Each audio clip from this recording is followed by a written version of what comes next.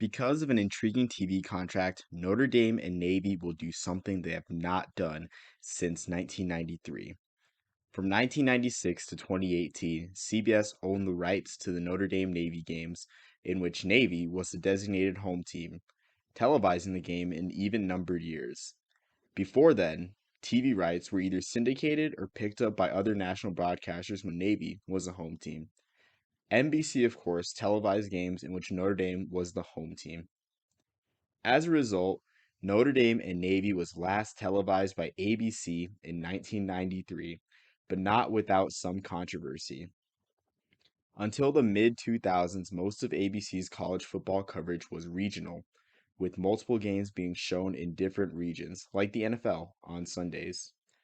On October 30th, 1993, 65% of the country would see number 2 Notre Dame take on Navy at Philadelphia's Veterans Stadium, while the other 35% would see number 10 Florida play Georgia at the Gator Bowl.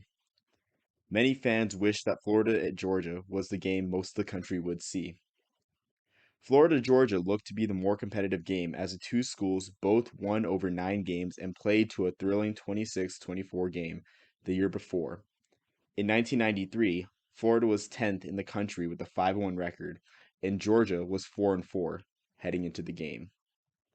On the other hand, Notre Dame was ranked number 2 in the country and 9-0. Navy still had an outside chance at the Liberty Bowl if bowl eligible, with a 4-3 record, but needed to win out and were 35-point underdogs to the Fighting Irish. On top of that, Navy had not beaten the Irish since 1963.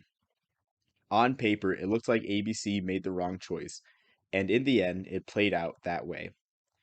In the Notre Dame Navy game, Navy raced to a 24-17 halftime lead before Notre Dame outscored Navy 41-3 in the second half on the way to a 58-27 victory. Notre Dame would end the season 11-1 with a win in the Cotton Bowl and a share of the national title, while Navy would finish 4-7. As for the 1993 Florida-Georgia game, it was one of the most iconic games in the rivalry's long history. Florida's Eric Direct carried the ball a school record 41 times for 183 yards and 2 touchdowns in a back-and-forth game that was not decided until the final seconds. The game became known as the timeout game because a timeout before the snap negated a potential game-winning Georgia touchdown with 5 seconds left. The replay down resulted in an incomplete pass, and Florida hung on for a 33-26 win. Florida would win the SEC and beat West Virginia in the Sugar Bowl, while Georgia ended the year at 5-6.